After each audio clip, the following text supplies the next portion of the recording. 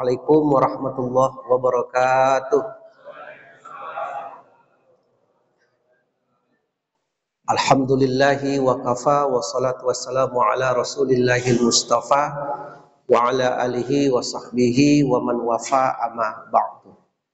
Bapak Ibu kaum muslimin yang dimuliakan Allah, mari kita awali majelis ilmu kita ini dengan membaca basmalah. Bismillahirrahmanirrahim. Pada subuh ini kita kembali hadir bersama-sama dalam rangka belajar. Di awal nanti kami akan berikan pengantar, kemudian kita buka ruang untuk tanya jawab. Sebagaimana biasa menjelang nanti masuk waktu sholat syuruk, dan mudah-mudahan ini bisa menambah pengetahuan kita terkait dengan HKI. HKI itu hukum keluarga Islam. Jadi HKI hukum keluarga Islam. Ya. Pada subuh ini kita akan bahas subjudul kecil, ya, yaitu terkait dengan prinsip kepemilikan terhadap harta mayit. Di prinsip kepemilikan. Nah, kenapa ini kita angkat? Karena selalu dan sering menjadi problem dalam masyarakat ketika seseorang meninggal dunia, terjadi kebingungan untuk menentukan harta yang meninggal ini yang mana saja yang akan kita bagi. Mana saja list dan item-item yang masuk dalam kelompok harta mayit yang mesti kita bagi. Maka nanti akan ada istilah prinsip kepemilikan. Yang kita bagi itu adalah harta yang memang milik dari yang wafat. Dan setiap kita ini kan pasti akan wafat, pasti akan meninggal dunia. Bahkan dalam surah Al-Kahfi ayat 45, wadrib lahum masalal hayatid dunya. Allah memperumpamakan kehidupan dunia ini seperti kama in anzalna minas sama'i fakhtalata bihi nabatul ardh. Seperti air hujan yang turun ke bumi, begitu sampai ke tanah, menumbuhkan berbagai macam tumbuhan, dari kecil, tunas, tumbuh, kemudian pohon itu gagah, daunnya hijau, hijaunya mengkilat, ya. Sama seperti manusia, kecil, lahir, kecil, remaja, dewasa, kemudian dia gagah, cantik, ganteng, ya. Yang laki-laki ganteng, yang gagah, berwibawa, yang perempuan cantik. Kemudian daun itu hijau, pohon itu gagah, tetapi daun pohon itu lama-lama dari hijau dia ke kuning. Kemudian kuning, kering, tampuknya kemudian juga kering, jatuh. Kita gagah, ganteng, kemudian tua, sepuh, uzur, kemudian kita ini jatuh seperti pohon. Jadi Allah gambarkan kita manusia ini seperti pohon, dari kecil tumbuh, remaja, gagah, daunnya itu hijau, kemudian kuning dan kering, jatuh. Dan kita akan meninggal dunia. Saya tanya bapak-bapak, ibu-ibu nih, ini bapak-bapak, ibu-ibu nih daun hijau atau daun kering sekarang? Daun hijau atau daun kuning? Nah, kalau menengok cara-cara bersandarnya udah kuning betul nampaknya. Nggak ada lagi. Pohon apa namanya Pak? Yang di depan tempat kita parkir? Matoa itu ketika waktu zuhur atau asar kita duduk, Nggak ada angin, nggak ada hujan, tiba-tiba jatuh aja daunnya. Betul apa enggak? Karena tampuk itu kering. Kita juga seperti itu nih, satu persatu akan jatuh gugur. Bu, kalau sudah kuning daun tuh, tak usah reuni Sungai Hijau aja dipikirkan lagi. Tak usah bicara dress code juga lagi.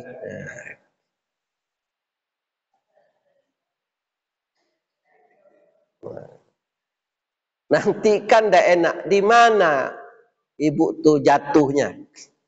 Di mana meninggalnya? Di parkiran Pulau Cinta dekat Bulu Cina, kan tidak enak. Tapi di mana ibu tuh pingsan tadi waktu meninggal? Ketika sujud terakhir sholat subuh. Alhamdulillah. Kan begitu. Karena kalau saya tengok ibu-ibu ini memang, jangankan ada angin, tidak ada anginnya jatuh nampaknya lagi. Nah, Bapak Ibu sekalian yang dimuliakan Allah. Kadang-kadang dibawa pengajian ke masjid 20-21 orang, tapi begitu dibawa rute ke Arau penuh sekali itu. Nah, iya apa enggak? Copek ngaku iya. Ya kalau disuruh ajak-ajak misaklim enggak semangat. Di grup tuh sedikit ngisi list, tapi begitu ada program keluar kota penulis. Sama seperti kita bawa umroh, begitu diajak ke masjid, demam lah, sakit lah, kaki lah. Tapi begitu mutawib mengumumkan ini jadwal belanja, penuh tuh. Iya Ustaz, sebagian ya. Nah, Bapak sekalian, jadi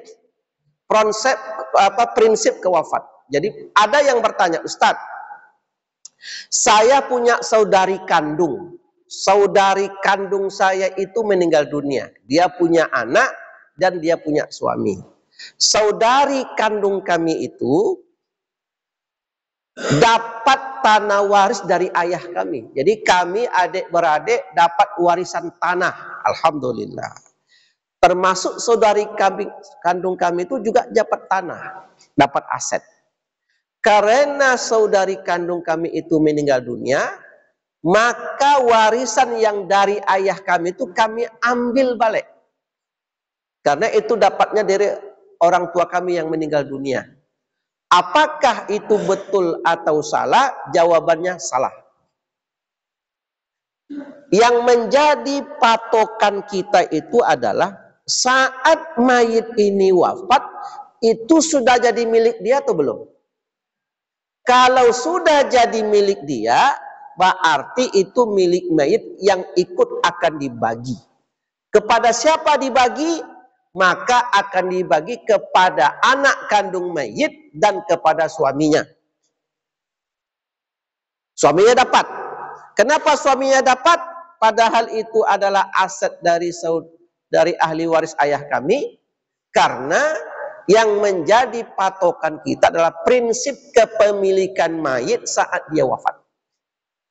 Maka kita saudara kandung tidak lagi punya hak atas aset tadi. Karena yang jadi kunci adalah kepemilikan. Asal dia milik dari yang meninggal dunia, maka itu dibagi. Ada rumah ditempati bertahun-tahun ditempati.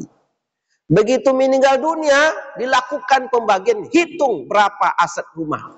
Ketika dicek, ternyata rumah itu rumah sewa. Rumah sewa jangan dibagi. Karena itu bukan milik. Hati-hati juga, ada orang adik beradik 4 orang, contoh. Kemudian ada rumah tua, rumah peninggalan orang tua. Ditempati oleh adik yang paling kecil. Di situ dia bertahun-tahun, tapi rumah tadi masih milik bersama. Paham maksudnya? Nah, ini masih milik bersama. Karena itu milik bersama, kemudian meninggal dunia, apakah itu ikut diwariskan? Tidak. Yang hanya diwariskan adalah bagian dari milik dia saja. Ini namanya prinsip. Hati-hati. Nah, terkadang problematiknya di lapangan adalah ketika saya hadir diundang untuk melakukan pembagian itu, ternyata aset yang dibagi itu belum duduk lagi. Ada cucian mobil masih terkait dengan orang, ada ruko 2 pintu masih belum dibagi dengan yang tukang membangun, ada kemudian aset tanah yang milik mereka adik-beradik kandung belum ditentukan siapa milik siapa.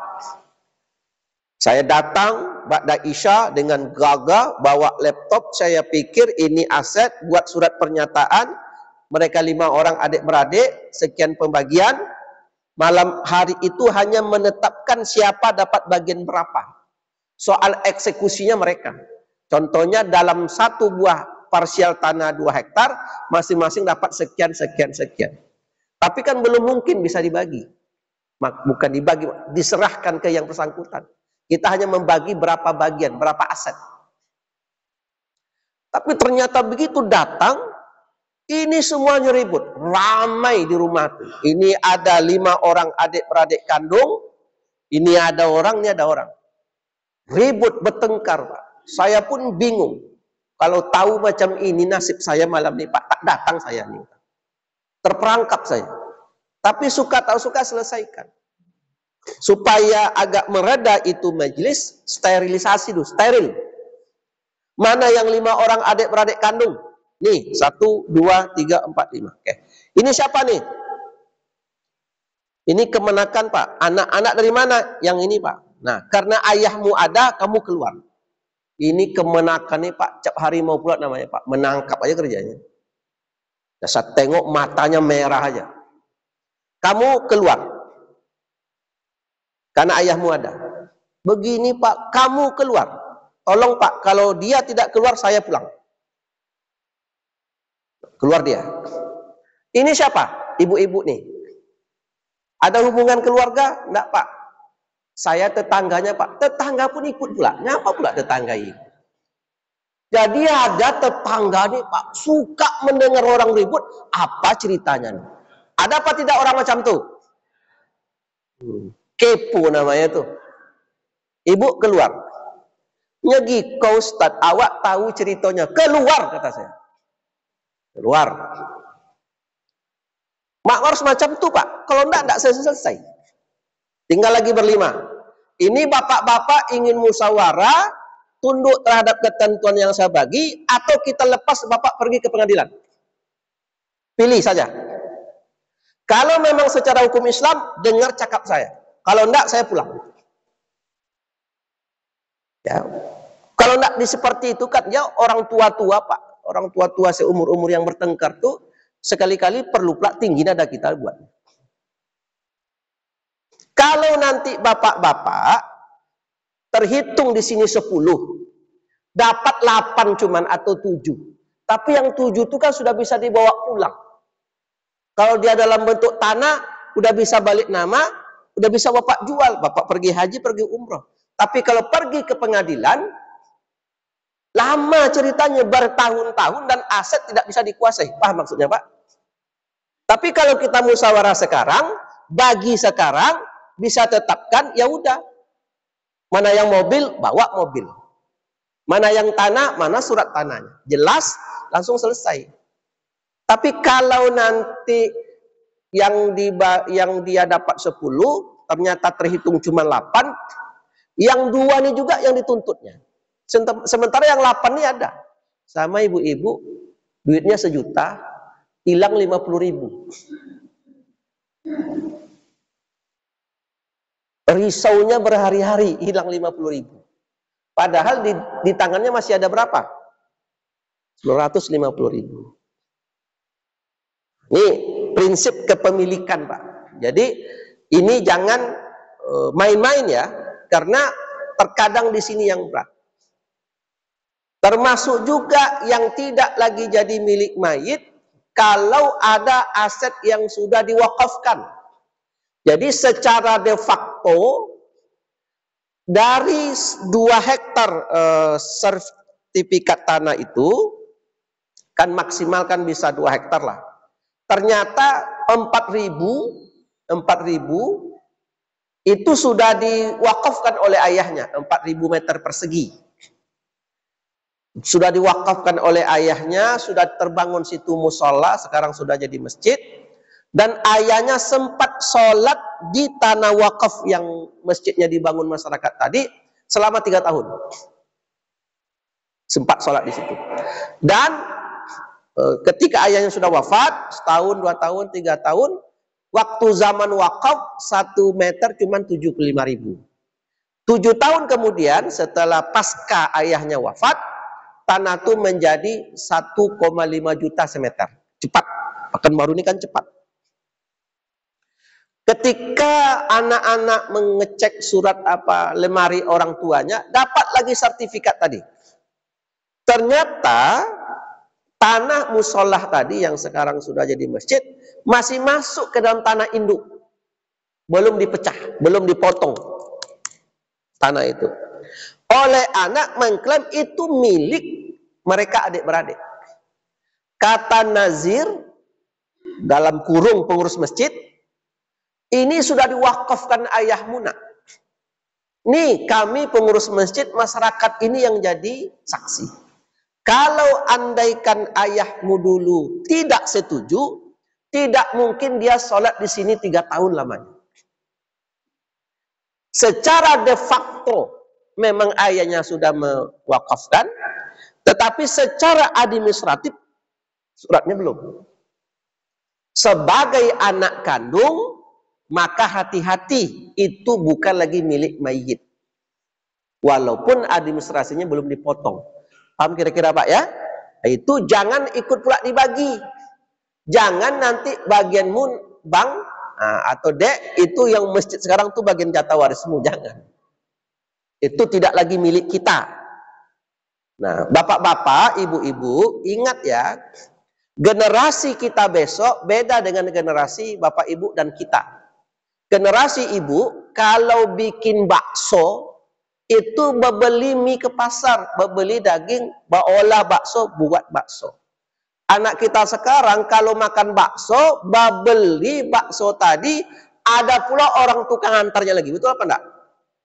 Memang enak hidup sekarang ini kan. Pesan, beli, diantar ke rumah. Tinggal makan. Maknanya adalah kalau bapak ibu zaman dulu zaman produktif, sekarang zaman konsumtif. Nah, kalau anak-anak besok kita serba konsumtif, maka mereka akan searching aset. Nah, kalau keimanannya kokoh, hebat, maka tak akan diganggunya yang wakaf-wakaf ini. Tapi kalau keimanannya tipis, didorong-dorong pula oleh kawan, ya kan? Didorong-dorong pula oleh kawannya yang paham hukum, kemudian diceknya tanah situ semeter sudah 1.500.000 kali 4.000. Berapa piti itu Pak? 1,5 4.000. Berapa duitnya tuh? Miliarnya. Nah, itu banyak duitnya tuh. Nah, inilah yang menjadi pokok untuk kita pembahasan di subuh ini tentang prinsip kepemilikan. Kalau dia tidak milik, jangan. Maka Bapak Ibu sekalian, jadi gambaran nih bagi kita yang hidup, bahwa aset-aset ini mesti jelas. Ketika kita wafat, anak-anak kemudian bisa memahami dengan baik. Ini punya ayah, tapi separohnya tidak. Ini punya ayah, tapi ini masih sangkut dengan syanu. Maka itu mesti dijelaskan ke anak-anak kita. Demikian pengantar dari saya. Kita buka tanya jawab ke kanan atau ke kiri, atau ibu-ibu yang di belakang. Silakan kita diskusi. Silakan Ustaz, ada satu di belakang. Silakan Bu.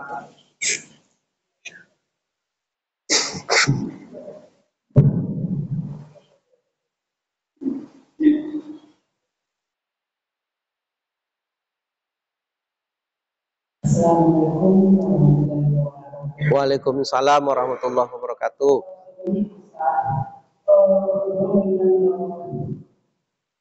Kependidikan anak ada satu kasus. Karena ini anak-anak sudah turun-temurun sudah anak ini lalu bangunan itu kemudian tanah ini posisinya bukan demikian tapi terkadang maksudnya pakai ada istilahnya pusat. Setelah diskusi tanah ini kan bukan milik orang yang mau rumah ini. Jadi sedangkan orang yang menggadaikan ini tidak ada keluarga, tak ada lagi itu, maksudnya bukan apa. Jadi jalan bagaimana jalan semestinya karena biar bersih untuk yang terima kasih Ustaz. Ibu, mic-nya masih dipegang, mic-nya dipegang dulu. Jadi ada satu bidang tanah yang sudah didapatkan secara turun-temurun. Katakanlah saya punya sebidang tanah, terus dibangun di atasnya apa bangunannya? Rumah untuk ditempati. Nah, kemudian saya butuh uang, saya gadaikan tanah ini. Nah,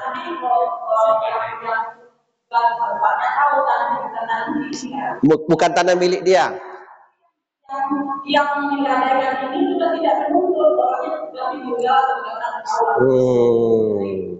sebenarnya bagaimana jangan keluarnya yang bagus ini kan ingat apapun yang kita lakukan, apakah gadai menggadai, jual beli, minjam meminjam, titip menitip, itu kan harus jelas akadnya dari awal. Akadnya masih jelas. Dan itu karena muamalah pasti terjadi antara dua orang. Nah, antara dua orang. Kalau jual beli, saya menjual ke Bapak. Berarti akadnya akad jual beli. Dengan syarat yang saya jual memang milik saya. Ya kan? Yang saya jual milik saya. Sekarang kabur ini. Kan kabur. Bagaimana jalan keluarnya? Masih ada keluarga kiri kanan? Ada yang kasus itu berlayar habis. Ada yang masih ada masih ada. Jadi kalau bisa itu dimusyawarahkan dulu untuk menentukan secara asal ini aset milik siapa, itu dulu. Jadi kembalikan ke pangkal balik. Kembalikan ke pangkal, ini aset memang milik dia pribadi atau memang milik bersama. Itu kuncinya, Bu. Kembalikan ke asal dulu, orang yang membangun rumah dari awal. Iya, kesepakatan, kembalikan ke asal balik dulu, ya. Ya sama Bu ya, supaya jelas. Jadi bapak-bapak, ibu-ibu, jangan sampai akad-akad ini kabur, termasuk antara adik-beradik kita kandung. Ya. Silakan, masih ada pertanyaan? Ya, Bu. Assalamualaikum warahmatullahi wabarakatuh. Waalaikumsalam. Ini kalau yang aku ini Pak, masalah tanah kalau teman-teman dulu ada contoh. Misalnya ada seorang ibu menikah dengan CA, kemudian yang suami yang tadi banyak anaknya, kemudian dibagi sama istrinya. Dia tanya itu, kemudian setelah dibagi itu, di namanya ada apa namanya pembelian itu Pak. Nah, jadi lama kelamaan turun-turun dan beberapa kali turunan, menentukan dari keluarga bapak tadi beberapa kali turunan. Tentunya di tanah itu pada tanah itu sudah dihibahkan gitu Pak kepada istri tadi, kan itu banyak anak-anaknya sampai sekarang itu. Nah, sekarang tentukan di pihak keluarga bapak tadi kepada anak-anak cucu yang tidak dia siapa berapa kali keturunan sukunya disebut hibah. Ini banyak terjadi kalau di kampung-kampung malah dari libur sekarang segala macam. Terima kasih. Assalamualaikum warahmatullahi wabarakatuh. Bu, jadi begini Pak. Tapi jangan Ibu suruh saya menyelesaikannya, pingsan saya nanti. Jadi begini, Ibu, jadi begini. Saya berulang-ulang, maksud pengajian ini saya sampaikan adalah kita yang hidup sekarang ini jangan sampai begitu kita mati orang bertengkar tentang aset yang kita miliki padahal kita sudah mati. Paham Bapak-bapak? Makanya jangan berulang. Kalau yang sudah berlalu, berlalulah, mau diapakan lagi. Kalau dibuka pun simpul mencari titik dari mana pangkal, di mana urat malang pangkal celakanya, tidak akan ketemu. Tetapi aset ini mesti jelas. Contoh lagi, ya Ibu ya, contoh ini aset. Jadi walaupun kita adik-beradik kandung, Pak, akad-akad ini jangan sampai kabur. Ada orang Pak, 4 orang adik-beradik kandung. Ini sekarang sedang on proses penyelesaian. 4 orang adik-beradik kandung. Ada 2 orang, 1 laki-laki, 1 perempuan, berduit. Banyak pitinya. Mereka sepakat buat ruko. Jadilah ruko itu. Berdua yang membuat. Adik perempuan dengan si abang. Tetapi modal yang masuk di mereka tuh 40%, 60%. 40% si adik perempuan, 60% yang si kakak. Alhamdulillah. Begitu mereka buat perjanjian buat ruko, biasanya dalam rumah tangga kita, dalam rumah tangga muslim, adik saudara yang lain yang berdua nih diikutkan apa tidak? Biasanya tidak diikutkan. Apa pula ikut-ikutkan, yang penting kita berdua. Iya apa tidak? Apalagi masing-masing sudah punya keluarga. Nah, apa yang terjadi? Mereka tak buat perjanjian, tidak buat tertulis, hanya mereka berdua saja. Karena si laki-laki ini banyak pitinya, banyak duitnya, sebulan itu gaji dia hampir 100-200 juta, sewa ruko yang 60 juta setahun itu tidak dipedulikannya. Diurus saja oleh yang perempuan yang bagiannya 40%. Dialah yang terima 60 juta. Oleh si abang tidak dipermasalahkan karena kan saudari kita juga. Apalagi dia punya suami yang agak broken sedikit. Jadi dibiarkan. Apa yang terjadi? Meninggallah yang saudari perempuan tadi. Meninggal, innalillahi wa inna ilaihi raji'un. Siapa yang mengambil sewa ruko? Diambil alih oleh saudari perempuan yang lain. Dia yang ngambil sewa ruko 60 juta, tujuannya baik, tegak lurus untuk mengurus kemenakan yang sudah meninggal ibunya nih. Setahun 60 juta diambil untuk kemenakan. 60 juta diambil lurus untuk kemenakan karena yang ibunya wafat.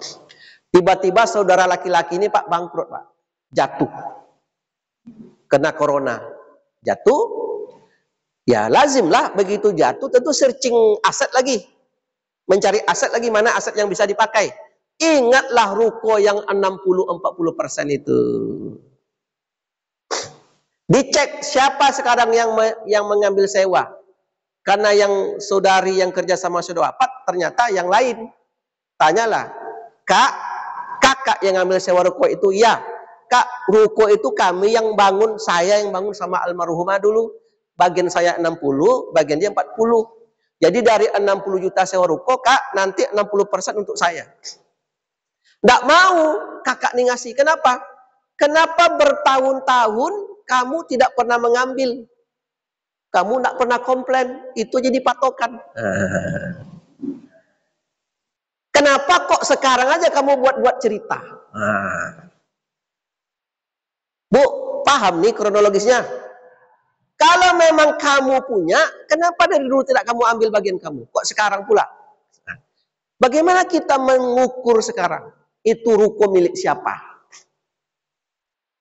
Karena walaupun adik beradik kandung, akadnya tidak jelas dari awal. Nah, ternyata di kemudian hari menjadi masalah. Ya Bu, jadi yang ibu yang 3 kali keturunan, 4 kali keturunan itu kalau diurai balik ke belakang Bu Napak Tilas, itu terpaksa hidup balik Nabi Adam dibuatnya.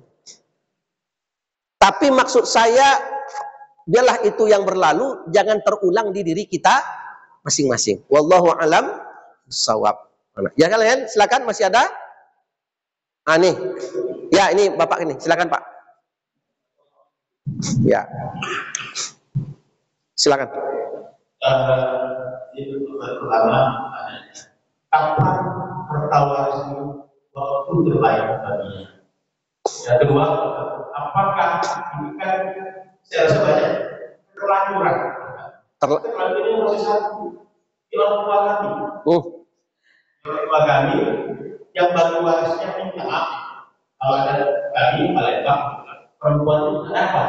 Ya, laki-laki. Sekarang setelah berilmu, pahami ini kesalahan. Kami sepakat telah meluruskan, dan saya sebenarnya bantu ceritanya dibanding kalau petunjuk. Kalau petunjuk kampung kami itu masih kecamatan. Sekarang jadi kabupaten, dan posisi kami itu berada di sebelah Polres. Strategis ya? Strategis sekali. Nah, kalau kami, kalau di saya, kami keluarga, ya sudah,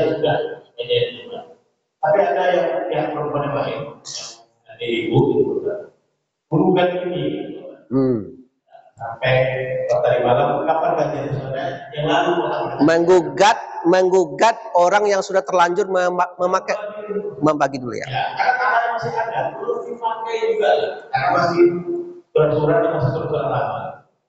Nah, niat yang meluruskan ini mewakili masing-masing keluarga, dan di luar ini ada bagaimana jalannya, apakah kami pengadilan atau cukup dengan diskusi supaya ada laporan. Jadi Bapak Ibu sekalian, kapan pembagian waris itu sebaiknya? Setelah kita mengkaji, membahas, bertemu sebulan sekali ini, jawabannya lebih cepat, lebih baik. Ya, lebih cepat, lebih baik. Bahkan dibuat wasiat, jangan kuburkan saya sebelum warisannya dibagi. Kan bisa seperti itu. Itu kan ekstrim sekali ya. Tetapi buat wasiat, yang penting tuh Pak, sebenarnya membagi itu tidak berat loh Pak. Yang berat tuh di kitanya. Di kita maksud saya, calon mayit ini mampu nak dari sekarang kita melis aset kita yang mana saja, dan jangan disembunyikan, dan itu dijelaskan ke anak-anak. Itu yang berat. Karena banyak orang tua, ayah atau ibu tidak mau anaknya tahu asetnya. Betul apa tidak? Betul langsung ya nampaknya nih ya. Atau suami tidak mau seluruh asetnya diketahui oleh istri. Atau istri tak mau seluruh yang dia punya diketahui suami. Jadi sembunyi-sembunyi, di situ berat. Bu, ibu jujur, ada nak sesuatu yang ibu miliki yang suami tidak tahu? Jawab. Ada apa tidak? Apa jawab? Ada apa enggak nih?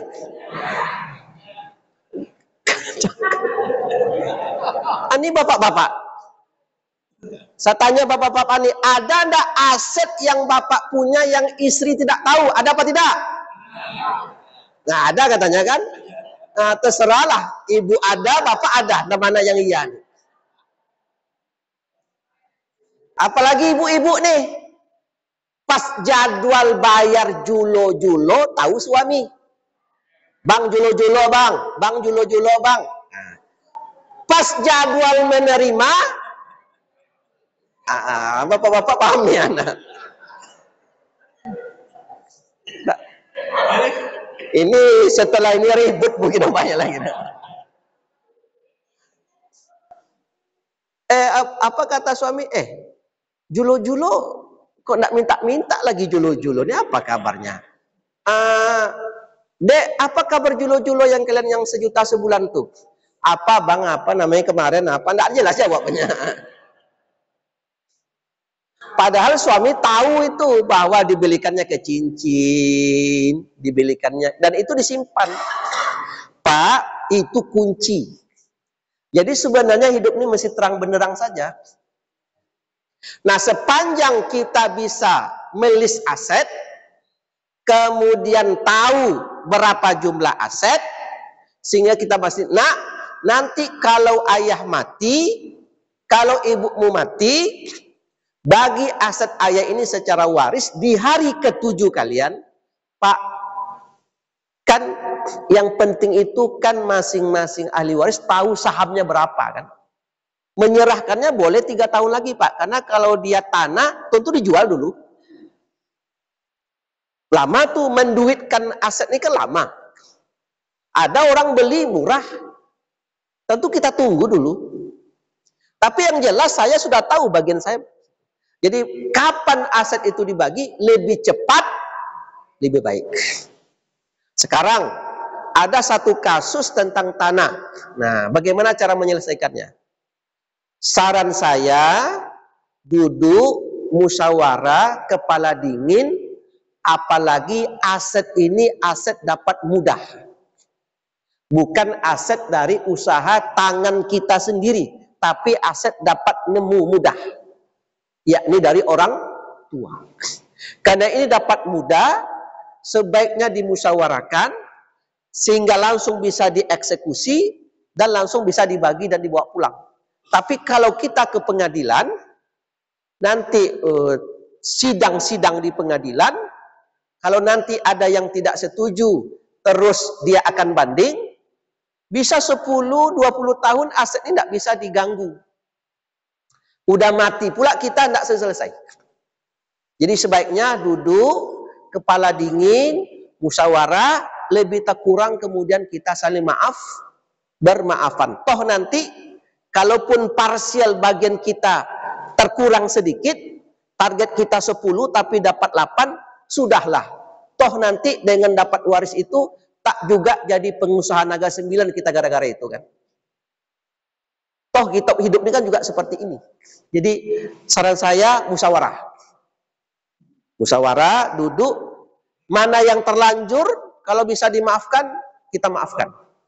Ya, karena kalaupun diurai dari pangkal nanti payah mengurainya.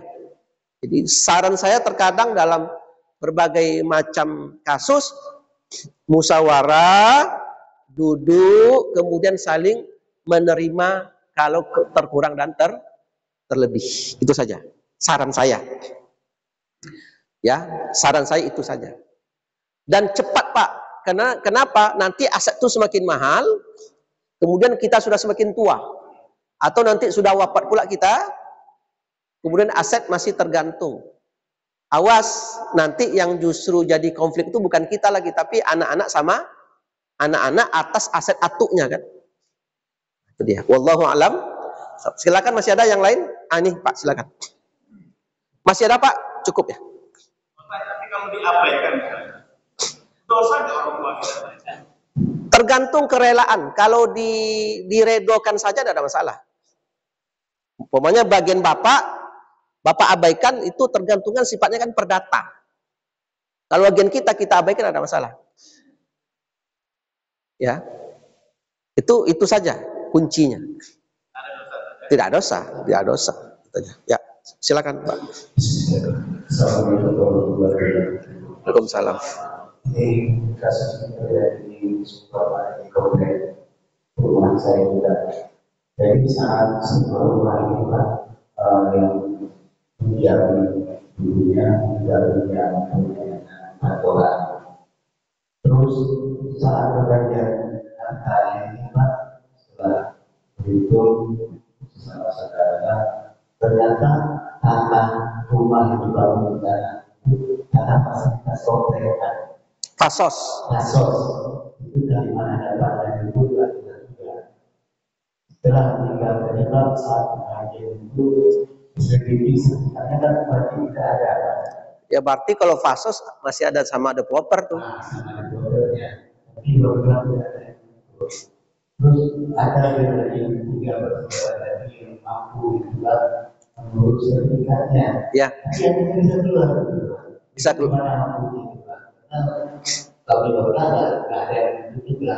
Itu boleh.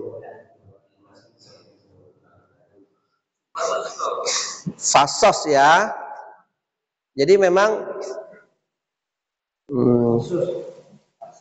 fasum ya, fasum yang fasilitas perumahan itu posisi fasum, tapi dibuat rumah di atasnya, kemudian diurus, keluar juga sertifikatnya, tapi itu dibeli enggak ke developernya?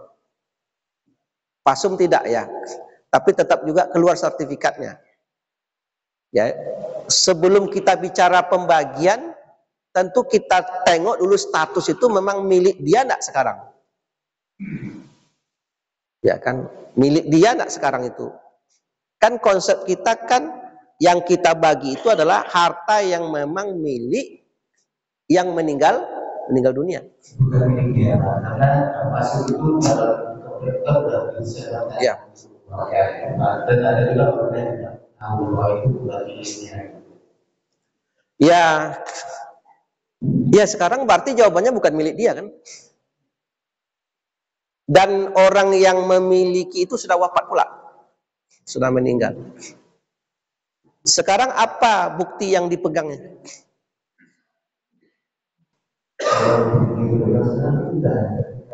Sertifikat ya. Tapi kalau sertifikat kalau saya bangga juga kalau itu pasti. Tapi kalau ada sertifikat itu yang membangun rumah di atas fasum developer juga? Bukan. Oh pribadi. Iya. Ya agak aneh juga kan? Jelas fasum, disepakati fasum, oleh developer itu adalah fasum, dikhususkan buat fasum, tapi di atasnya dibangun rumah. Yang membangunnya adalah yang membangunnya pribadi. Berarti sekarang ada seseorang membangun rumah di atas milik masyarakat kan gitu lagi. Ada lapangan bola kaki milik Pemko kayak yang di Guruda Sakti, dibangunnya rumah di sudut itu. Ya kan? Berarti kembali saja ke asal Pak. Artinya itu tetap fasum milik masyarakat. Apakah itu bisa kenapa bisa sertifikatnya muncul? Kan bisa diulang balik dari awal semuanya. Tapi yang jelas, Bapak-bapak, jangan sampai aset yang kita miliki ini kabur. Tidak jelas. Kalau bapak-bapak, saudara-saudara menjadi nenek mama di adat masing-masing, punya tanah wilayat. Bapak punya tanah wilayat sekitar 500 hektar, 300 hektar. Apakah itu termasuk yang diwariskan? Jawabannya tidak. Karena posisi kita bukan sebagai posisi hak milik, tapi hanya posisi mengawasi atau amanah untuk menjaga. Nah, jangan diwariskan karena itu bukan milik. Jadi sebelum kita bicara waris itu sebenarnya bicara kepemilikan dulu yang tadi. Pastikan itu milik yang bersangkutan, Pak. Bagaimana caranya kok bisa jadi berpindah saya kurang paham, tapi konsep kita di subuh ini adalah prinsip memastikan bahwa aset itu milik dari yang meninggal dunia. Ya, itu konsepnya dulu Pak. Jangan sampai kabur. Maka hati-hati juga ada orang punya aset, tapi atas nama orang. Ya. Atas nama tukang kebun, atas nama pegawai, atas nama kemenakan, atas nama karyawan. Itu hati-hati juga. Besok ketika kita sudah wafat, itu akan jadi masalah itu nanti. Ya, terima kasih Pak. Silakan yang lain. Kalau ibu di belakang masih? Ini ibu-ibu nih, ibu-ibu semangat nih, ya. Nah, ini siapa yang bertanya akan dicatat dengan baik supaya dapat nilai A nanti. Ya, silakan. Terima kasih, Pak. Assalamualaikum warahmatullahi wabarakatuh. Waalaikumsalam warahmatullahi wabarakatuh. Saya ingin tanya, Ustaz, masalah harta golongan ini. Jadi ada kasus mereka sudah bercerai, tapi tidak secara agama, secara lisan dan antara istrinya. Jadi mereka punya rumah itu dibangun, bulan istrinya bekerja sama kerja. Rumah itu dibangun pertama yang berikan itu suaminya, kemudian dibangun dan ada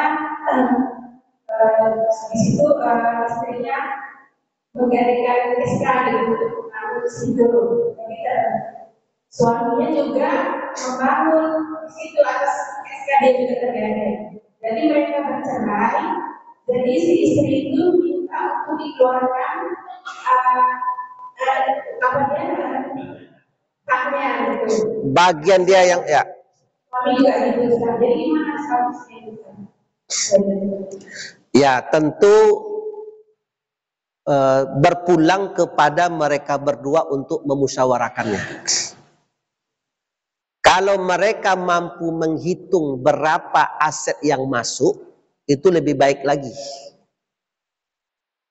Berapa jumlah suami yang masuk, berapa jumlah istri. Tetapi nanti karena terjadi kesulitan dalam menghitung, karena kan tak terbayang di ujung-ujung akan terjadi kapal pecah kayak gini. Ya, tidak terbayang. Maka seperti apa caranya? Ya, sebaiknya dimusyawarahkan itu dan dikeluarkan bagian masing-masing. Sebenarnya yang ibu bahas itu hanya membicarakan antara dua orang yang sudah masuk asetnya dalam satu objek, kemudian bagaimana cara membaginya. Maka dihitung berapa jumlah aset tanah, ada namanya ilmu apresial, apa namanya? Ilmu untuk menghitung aset. Apa namanya, Pak? Apresial ya, itu ada ilmunya, itu dia mampu menghitung. Dan kadang-kadang susah pula mencari orang yang ahli itu. Tetapi karena itu nanti memakai tahapan yang panjang, dimusyawarahkan saja. Kalau dijual sekitar 500 juta, ya udah 2,5. Mereka sudah bercerai masuk ke pengadilan? Belum. Mereka PNS dua-duanya kayaknya nih. PNS status swasta. Ya, sesama menggadaikan SK ya. Punya anak?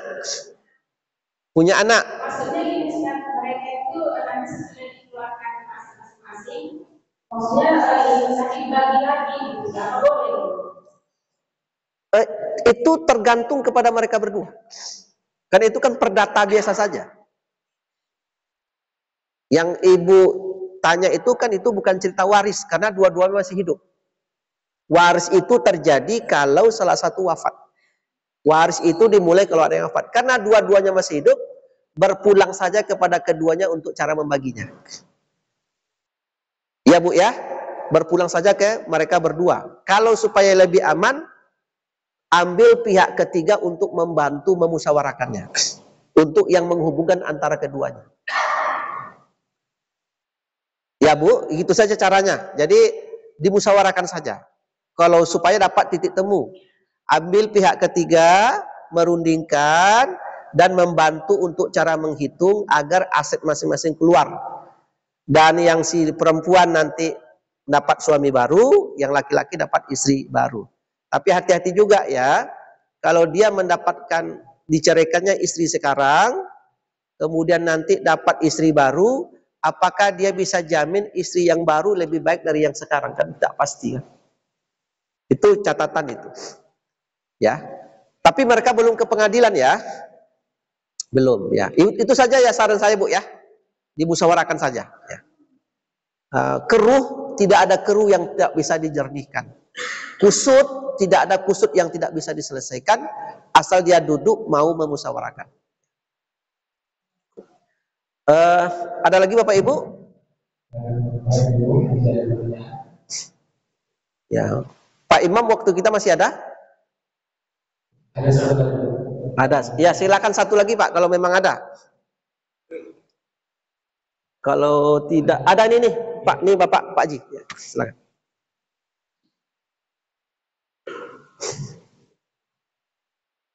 Masih saja Pak. Di dalam menyelesaikan suatu kasus masalah warisan, dan nampaknya salah satu dalam musyawarah.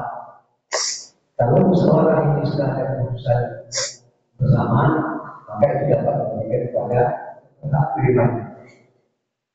Dan pertanyaan saya, apakah keputusan musyawarah ini kedudukannya berada di atas keputusan hukum Islam?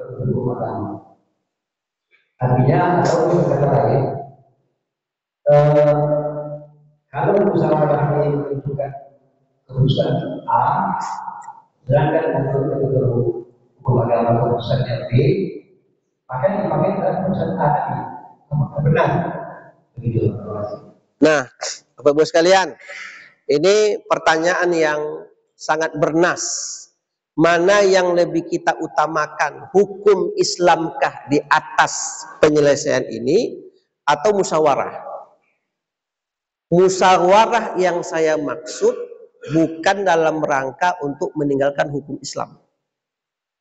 Tapi musyawarah yang kita maksud adalah agar masing-masing pihak bisa duduk sama rendah, tegak sama tinggi untuk menyelesaikan masalah waris. Kenapa diawali dengan musyawarah? Karena terkadang dalam masyarakat kita bukan membagi itu yang terkadang yang jadi problem, Pak. Kalau asetnya sudah tersedia, belum diganggu-ganggu, terus mereka minta ini aset Pak, kemudian ini jumlah ahli waris, tolong bagikan untuk kami. Kalau seperti itu keadaannya, alhamdulillah cepat selesai. Tapi kenapa musyawarah ini kita lakukan? Terkadang ada aset-aset yang belum jelas, yang itu perlu didudukkan. Atau bahkan ada aset yang sudah terlanjur dipakai oleh salah satu ahli waris. Nah, umpama rumah atau ada tanah yang di atas tanah itu sudah terlanjur dibangun rumah atau ruko. Itu kan perlu didudukkan dulu. Nah, kalau kita tunduk kepada hukum Islam, tentu begitu kita sudah dudukkan secara musyawarah yang mana aset-aset, baru kita bagi secara hukum Islam. Nah, contoh begini, mereka adik-beradik kandung 3 orang, yang 2 adik ini sukses, yang kakak paling besar tidak sukses karena tidak sekolah. Terus dia yang menempati rumah tua, rumah yang milik dari orang tua. Karena dia tidak bisa buat rumah, disitulah dia tinggal dengan anak beranak. Tapi rumah itu masih aset milik dari orang tua kita kandung. Sementara adik yang berdua ini sudah sukses, sudah hebat. Ada di BUMN, ada di luar negeri. Kenapa yang kakak ini tidak sukses? Karena dia tidak sekolah. Yang 2 ini sekolah. Siapa yang menyekolahkannya? Rupanya si abang yang paling besar ini rela tidak sekolah, membantu orang tuanya menggale, babelok, untuk menyekolahkan adik berdua ini. Tentu tak sekolah awak lagi, karena awak anak yang paling besar. Paham maksudnya Pak? Karena adik yang berdua ini tinggi sekolahnya, tentu hebat dia sekarang. Kita tentu tambah jatuh. Oleh adik yang berdua ini, musyawarah mereka. Kalau kita bagi-bagi rumah ini, jatah kita, kalau rumah ini dijual 600 juta, maka jatah saya 200 juta, jatah adik 200 juta, jatah abang 200 juta. Tapi rumah ini dijual, berarti keluar abang dari situ. Tapi mereka musyawarah. Setelah mereka mengetahui berapa bagian masing-masing, yang 2 ini kemudian membuat surat pernyataan bahwa mereka mengikhlaskan bagian dia 200 juta tidak diambil dan rumah itu diserahkan untuk kakak dia yang paling besar, karena berkat jasa abang yang paling tua inilah, kalau dalam bahasa uwonya tuh, yang menyekolahkan mereka jadi sekarang. Itu yang saya sebut dengan musyawarah tadi. Dia tetap di atas hukum. Ada enggak adik-beradik kandung orang macam itu, Pak? Nah, kalau ada, mantap. Kenapa kalian ikhlas, Dek, mengasih rumah nih untuk abang? Bang, kalau enggaklah karena abang enggak sekolah kami dulu. Jadi kami yang seperti sekarang ini karena abang nih. Maka dari musyawarah kami berdua, yang 2 jatah bagian kami ini kami serahkan ke abang. Nih, kami sudah berhadap dengan notaris, sah ini sekarang milik abang. Balik nama langsung. Ah, itu baru mantap.